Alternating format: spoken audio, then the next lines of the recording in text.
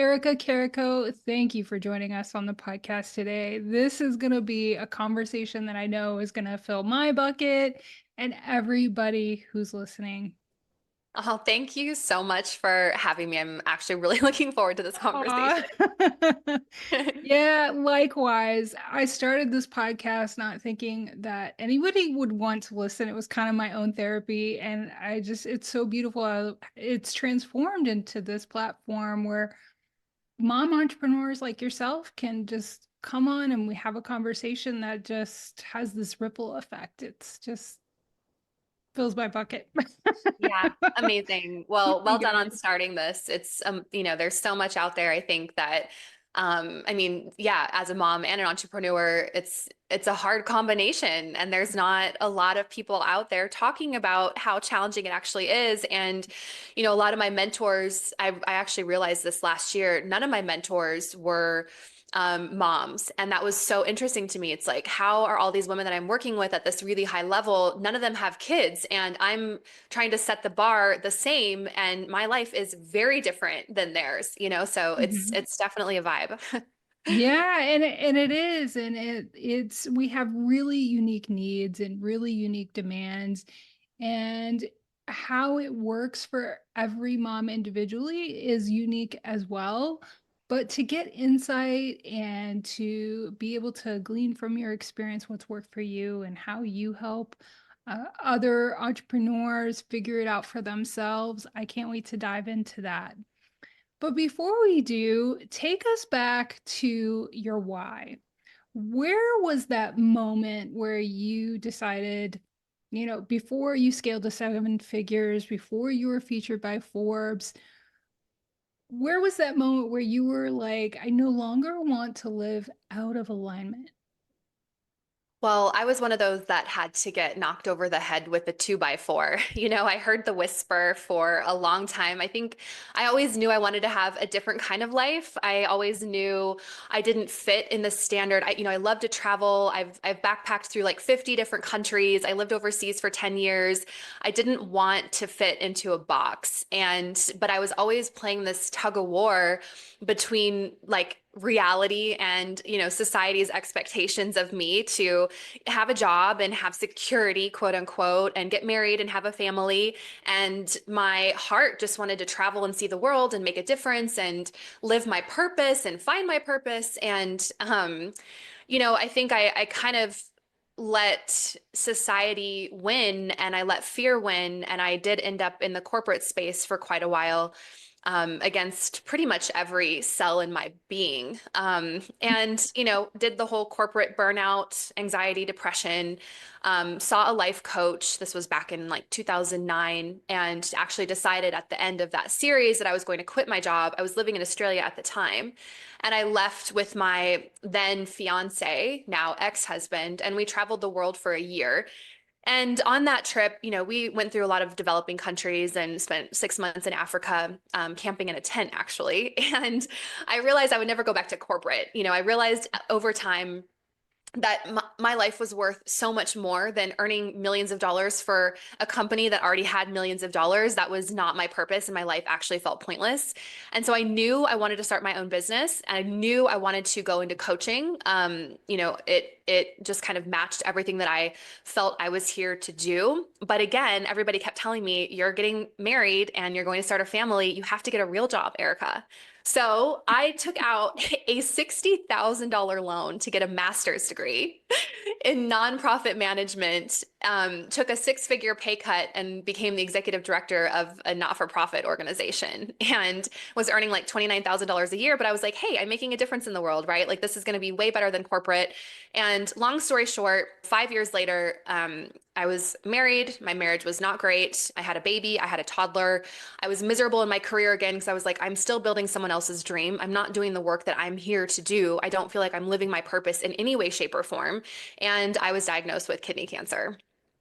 And for me, that was the moment. I mean, when you have to face your own mortality, and you're nursing a baby and you have a toddler, and you're literally like, I might die. I might not make it through this. I might not be here in a year. I might not be here in 5 years. I might actually not see my kids grow up. And I realized that I had spent so much time living somebody else's dream or even build, I just, nothing in my life felt like I wanted it to be there. It was all there because I felt it should be.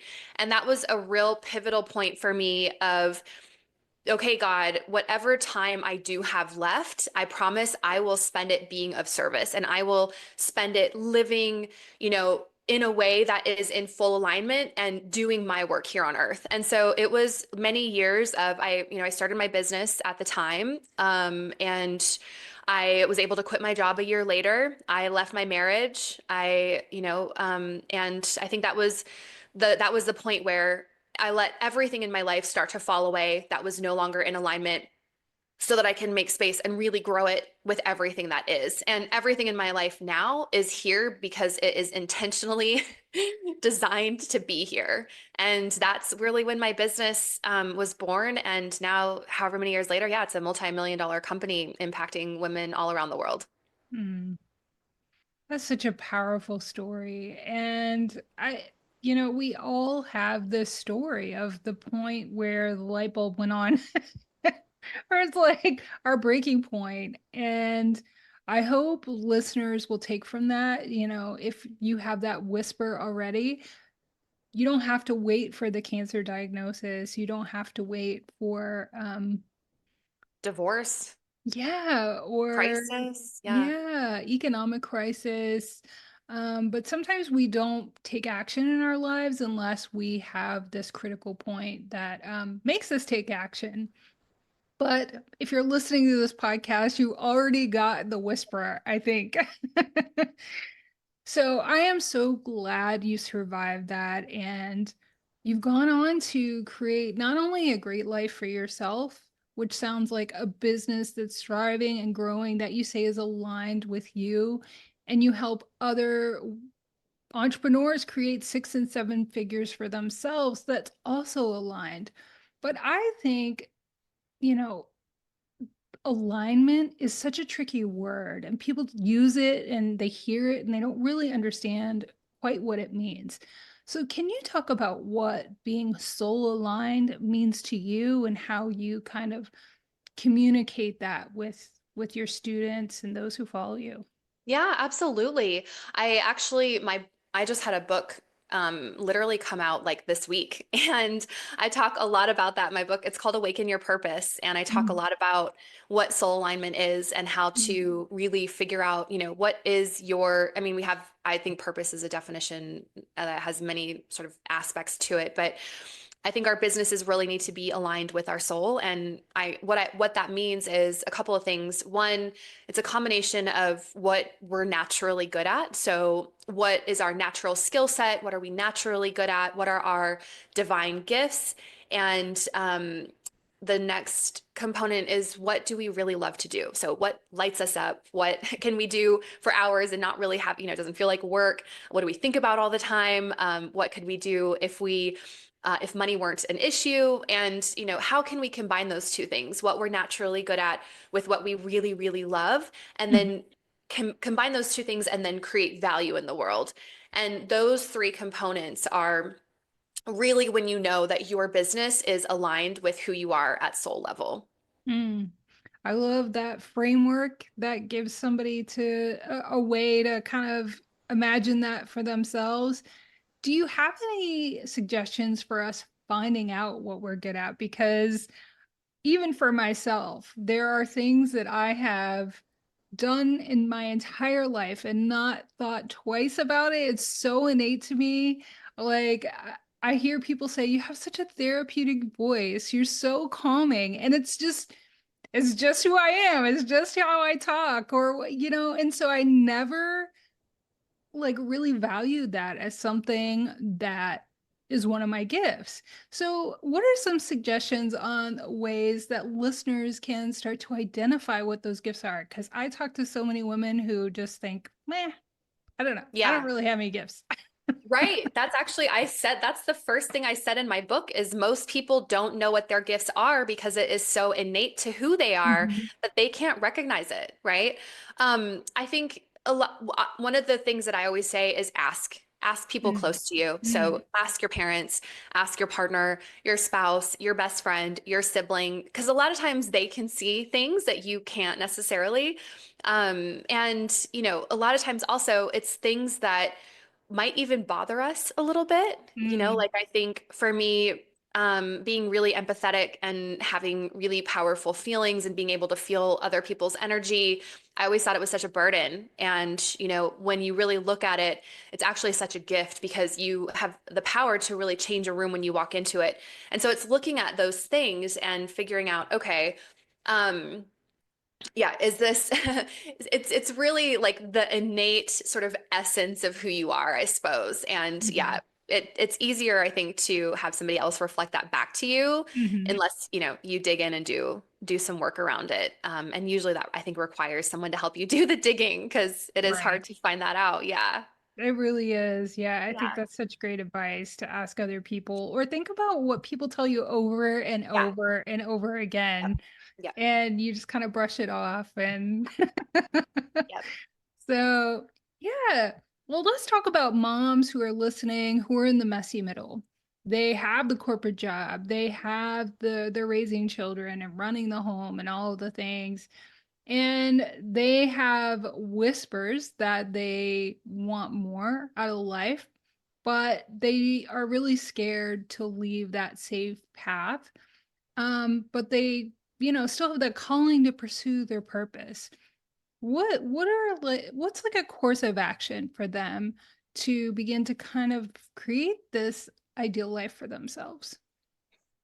Well, I think figure out, how you want to express, your purpose. My whole book takes women through this exact process of figuring it out and what are your first steps.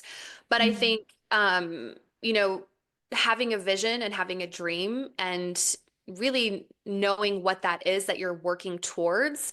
Most women I see will start something as a side project or a side hustle and they're doing it like for me. I did it after my kids went to bed from 8:30 to 10:30 a couple nights a week because that was the only time I had. And I knew one day it was going to be the vehicle for the life that I was going to live. But it was taking small actions and really putting it as a non-negotiable and being really consistent with it that allowed it to get to the point where I could actually quit my job. So I've helped hundreds, if not thousands of women actually leave their corporate careers and Mhm. many women transition differently. And there's a Mhm. couple of different ways to do it. I think that a lot of people think that we have to just up and quit our job, and everybody's like, I can't do that. I have responsibilities and I have a family and I have the mortgage. And there's actually really safe ways to start making that transition over time, Mhm. for sure.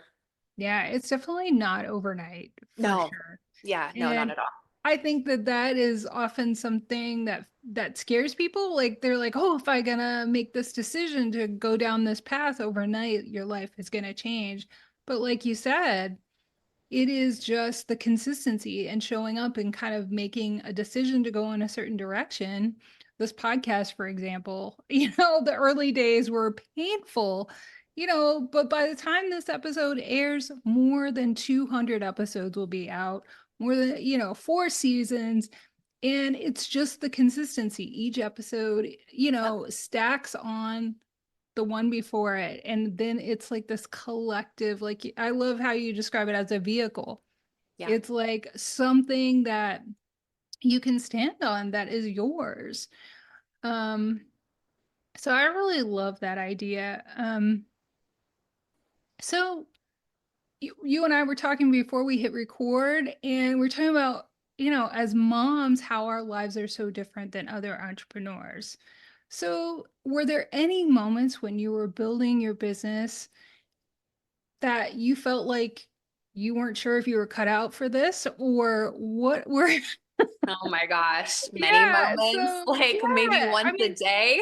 yeah, I love going behind the scenes a little Yeah. bit because people really see where you are now, Yeah. and they don't see all that you've gone through or lessons that you had to learn, the mindset shifts that you had to go through. So take us through some of those. Yeah. Oh my gosh. I always tell my clients and my students that building a business is the best personal development you'll ever do. I literally think that 1 year of building a business is equivalent to 10 years of therapy. It just brings up all of your stuff, like all of it, and you have to face it every day.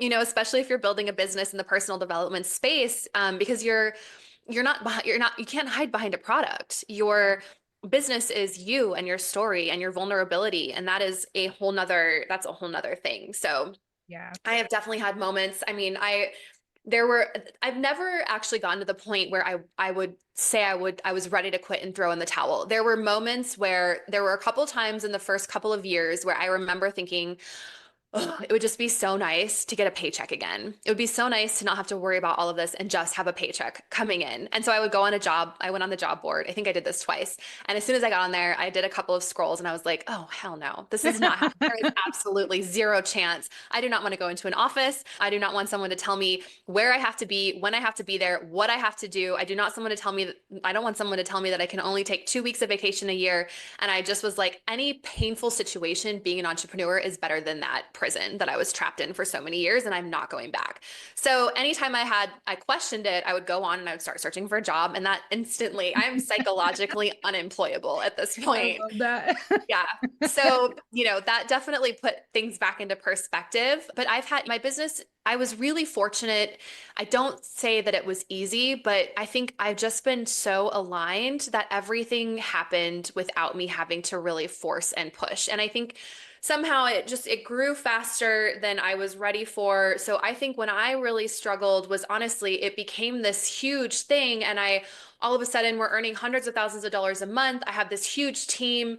And, 3 years later, I'm looking at my business and my life going, I actually don't even like my business right now. I am a CEO. I'm not even working. I don't even, I'm a CEO. I'm like managing a war between sales and marketing. I'm worried about cash flow. And I felt like I was back in corporate. And so, I had to really look at what has happened here. And we've had such a great time growing, and we work with incredible women. And I've just been saying yes to all these opportunities. And so that was a pivotal point for me. And I really hit burnout and I had to look at, wow, I'm in this space of being in alignment, and here I am hitting this burnout and not loving my business anymore.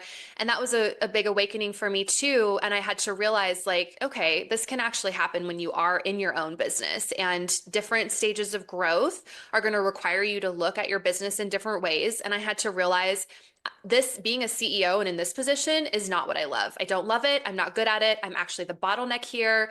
And if we want to continue to grow and I want to get out of burnout and love what I do, I've got to get back into the coaching part and the working with the women and the content creation and the speaking and the writing. And so I had to really adjust what was going on the back end of my business. So there have been a lot of moments, and that was a really hard couple of months when I hit that wall. Hmm. Yeah, I think that's so important. We begin businesses lots of times without the thought of like actually what we want to create, and we don't always know what we can sustain. You But just I want to think make it. You're like, I just want to make it. right, That's right. what I can to make it. And like, and then you're like, maybe this was a fluke. So I have to keep working and working harder. And yeah, you kind of get into this like fear, and even 5 years later with a very stable business, you're still thinking like, this is just luck. And if I stop and I slow down, it's going to disappear on me. And, it's a weird thing. Hmm. And like you said, it's so easy to get caught in this trap of saying yes to everything. And because there was this one moment where you never thought you would get any invitations or Yep. Yep. and they all come at once and it's like, sure. And then you're in the midst of it and you're like, wait a minute. Yep. Definitely. Yeah, all of those things. It's so important, and that growth especially tests our capacity Yeah. and our, like you said, it brings up all of our wounds. And healing and therapy have definitely been a part of my entrepreneurial journey. And so I really love to speak to that. Is there anything that you can specifically point to that, if somebody is kind of struggling with certain things, and sometimes I think they're really hidden, maybe they should seek help or healing to help them succeed in their businesses. Yeah. Oh my goodness. Yeah, definitely. I always have a therapist. Some periods I see her more often than others. I always have a coach, as well. I think they just normalize things, and why try and reinvent the wheel? I Mhm. don't, I think that's been such a huge part of my success is I've always had a coach or a mastermind that I've been in. And Mhm. actually, the interesting thing is when I hit that burnout and I was like, I did not, that was the first time in my business I was unsupported and I wasn't Mhm. doing therapy regularly. And I actually didn't have a coach. I hadn't had a coach for about 6 months. And everything felt so hard to me. Everything all of a sudden felt so Mhm. hard. Everything felt Mhm. so big. Everything felt so scary. I was not knowing, I was like, what is wrong with me? I couldn't get into the headspace that I had been in of like, the CEO and the $1 million business owner. And everything that was happening just felt like such a huge thing, an ordeal. And so I reached out in the middle of that to one of my old coaches. And just to even hear her say, like, she's like, okay, what do we got going on? And I listed a couple of things. And she was like, Erica, everyone goes through that. She basically was like, why are you even still using Stripe as a payment processor? Like, everybody knows not to use Stripe as a payment processor. And it was this whole mountain that I had created. And she just dismissed it in a second. And it was like, okay, I don't need to use Stripe as a payment processor. Like, I just need to let this go. And so having someone, I think, validate that what you're experiencing is normal and in business, and like, it's not a huge mountain. It's just a tiny little decision or a little Mhm. flip that needs to be made, Mhm. is everything, because Mhm. when you don't know what you don't know. So I think having that guidance and that support is so crucial. Mhm. And yeah, I really spiral without it. Mm. I think it's so important that you mentioned things felt scary and big to you at some point. And I think we begin to get isolated when we feel like that. And we think that that's normal. And Yeah. especially as women and moms, we're supposed to like do it all ourselves. And that's our little badge of honor. Right. I don't know who's giving out those awards, but Stop. no, right? But yeah, and so we think we're supposed to, things are supposed to be hard. They're supposed to be difficult. And we kind of get lost in that, realizing they don't have to be. And there are people out there to support us. We also tell ourselves like nobody's gonna understand, or you know, Right. And or you talk to someone who's been there and they're like, yeah, I've been through that 15 times. Why are you making it such a big deal? Because it's not. right? Oh my gosh. Yeah, it definitely that sounds very familiar. So I love how you talk about your non-social media marketing. Yes. And oh my gosh, we talk so much on the podcast about not being a slave to the algorithm and social Yeah. media. So talk to us about the strategies that are working for you and can work for listeners to not be a slave to the algorithm. Yeah, definitely. Yeah. I mean, if you look at my social media, I mean, I have I think I might have like 30,000 followers, but it's super unengaged. It's not a place I spend time. I did have a social media person for a while and I don't anymore. I just, because I teach getting off social media and Mhm. so for Yeah. me, anyway, I teach I think there's a couple of ways of doing things. So I teach getting to six figures organically. So 10,000 a month organically using what I call external marketing. So Mhm. getting in front of other people's audiences, things like getting published in the media, being on podcasts is another great Mhm. example, right? Like I'm going to be reaching people in your community that I wouldn't have sought or that wouldn't have found me on social media probably. Speaking engagements, I think, are really great. And I teach my sort of main strategy that I teach is something that I created a long time ago, and it built my business to multiple six figures. It's called a signature workshop. Mhm. And it's really just, holding one or two of these a month. They can be virtually online or in person, but you're holding them like either at a place or in conjunction with somebody like another entrepreneur. So you're really using their people and getting in front of their audiences as well. So, Mhm. on social media, 1% of our followers will ever actually buy from us. And what happens is people just sit there and they post and post and post, and they're praying that it might resonate with somebody, and maybe someone will happen to see it, and maybe someone will book a consultation or buy their product. And it's Mhm. just not designed that way. And once you've had 1% already purchase from you, you're tapped out. And so then people Mhm. wonder why their business isn't working, why it's not sustainable or predictable, because they're already tapped out and they're trying to they're fishing in the same pool that's just empty. So by doing what I call external marketing every single month, you're bringing in new potential leads, new potential clients, you're building your email list. If you are showing up on social media every month, you should have new people that you're actually making offers to. And that's really the only way. So people think they're doing something wrong on social media and you're not. The algorithm's just not designed to, it's just not designed to work that way. And, I've even had influencers, actually many influencers come and work with me and they've had 500,000 followers or 500,000 YouTube subscribers and they're not earning money on the back end. So it doesn't even, followers and engagement doesn't equal money. Like I've had them come to me and say, I have 1 million subscribers but they can't even afford my program to work with me. So there's a false perception there for sure.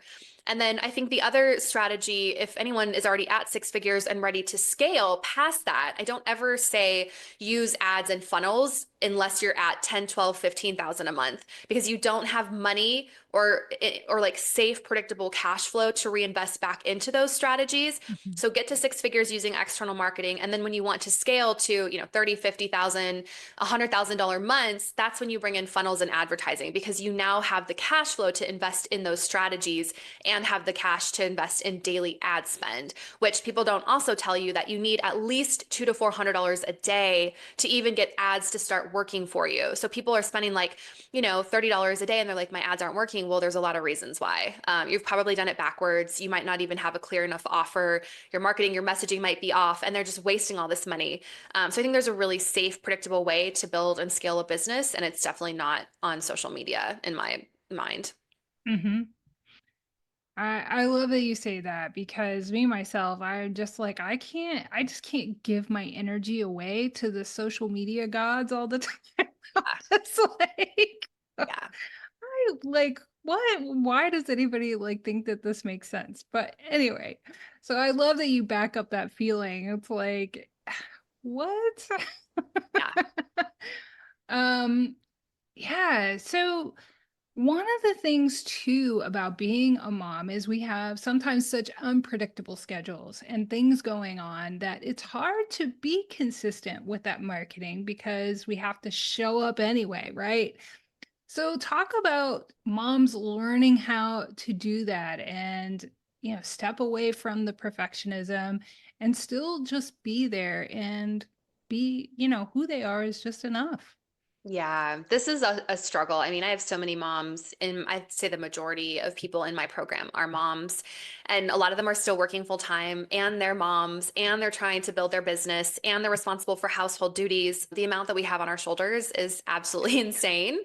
But I think, finding this is why I actually created the strategy that I did and the programs that I did is because if we can just focus on the needle moving, revenue generating activities in our business and let all of the other stuff go, we let go of all the busy work so that when we are focused on our business, even if we just spend 2 to 5 to 10 hours a week, that's all you need to get to 6 figures. You literally don't need to be doing any, I mean, you just focus on what is going to move the needle and everything else, you just let it fall away. And it makes such a huge difference because you start seeing traction, you start, which once you start seeing traction and momentum, it's so much easier to want to keep going. And then you're not wasting your time away from your kids and family doing things that aren't working. And I think that's so defeating. And so many women come to me ready to quit their business because they're putting all this time and effort, sacrificing time with their kids and not seeing any results. And that is just a combination for, literally quitting your business. Yeah. No, I love that. And it sounds like your program helps entrepreneurs identify what those needle moving tasks are that they can start to see that return on their investment and their Yeah, money and their time and their energy. So definitely. I think that is so important to keep the momentum going. But also to keep your business alive, I mean, you got to have some return on all that you're putting into your business. Yeah, it's not sustainable otherwise. I mean, I've seen Right. women 2 to 3 years is all they can do, and then they're done. They can't do it anymore unless they start earning money. Yeah. So, what do you say to that mom who is in a car line listening to this and she's tired, but she's dreaming for more? And talk to her about what's possible for her. Oh my gosh. Oh, I just, I can't, I look, everything is possible. Everything and anything is possible. And if you would have asked me, if you would have told me the life that I would be living now back in 2016, I definitely wouldn't have believed it. I absolutely would not have believed it. I mean, your business is a vehicle for impact. Your business is a vehicle for you living your purpose. Your business is a vehicle for you changing so many lives. Your business is a vehicle for true financial wealth, not only for you and your family, but literally generations to come. I mean, when you have your own business, anything is possible. Everything is uncapped. Your time can be yours. You know, it's just, I think every single woman should have their own business. And I don't, I just, yeah, it's a dream that I have, is that everyone who wants to start a business and build one Mm. can do it. Yeah, I love that so much because yeah, so many of us think that our story is not good enough or it's too messy or we're not enough. That's why I started this podcast is like I heard moms say to me like I'm not good enough, and I think what is such a hallmark of entrepreneurs, and this played out in my life this week, is just not accepting your situation. Like no Mm, matter what it is. yeah. You it's like so if you have that fire in you and you're listening to this conversation, just pursue that. And I always say you have that calling for a reason, right? Oh my gosh, yeah. If that desire is in your heart, I genuinely, it's there for a reason. I Hmm. don't think that we have these desires put in our heart for them to not come to fruition. Yeah. And I think it's just our obligation. It's not even really a choice, but it's our obligation to figure out what that purpose is that we were talking about earlier and to put that into action and to have impact, like you said. And that's not just about us, it's about others, but also as moms demonstrating that for our children. We don't need to wait for that quote unquote perfect time that never exists. Yeah. Never happens, never comes. And we don't need to wait for the children to get older, because they will grow up, they will graduate, and you will be left with, trying to figure out what you're going to do next. And so you can absolutely start today. Yeah, and I think it's important too, like you said, it's our responsibility. And I think we're here to live our medicine and live our purpose. And yeah, we're doing ourselves and those we're meant to serve a disservice if we don't really tap into that and start doing that work. And I think for our kids too, why wait? Like show them what's possible and show them that you can be brave and show them that you can be courageous and that you can take risks and that you can find alignment and you can step into your power. And what a gift to be able to give your kids as well.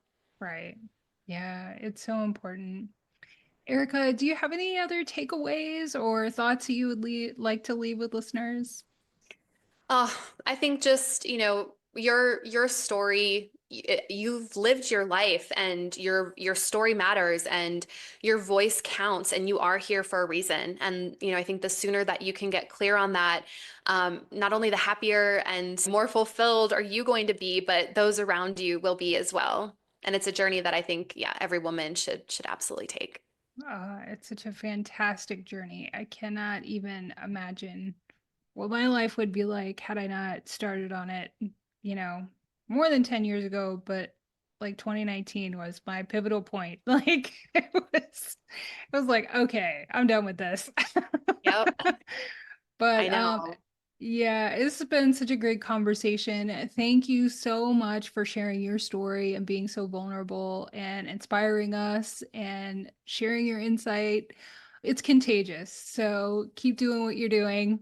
Where Thank can you're so welcome. Where can listeners connect with you. you and learn more? Absolutely. Everything's pretty much on my website or on my Instagram. So ericacarrico.com. All my programs are under Work With Me. And if you send me an Instagram DM, we can chat about where you're at and what's best for you. And that's just Erica Lynn Carrico. And I'll leave links to that in the show notes. So check it out. Thank you, Amazing. Erica, so much for your time. Thank you for having me. This is so great.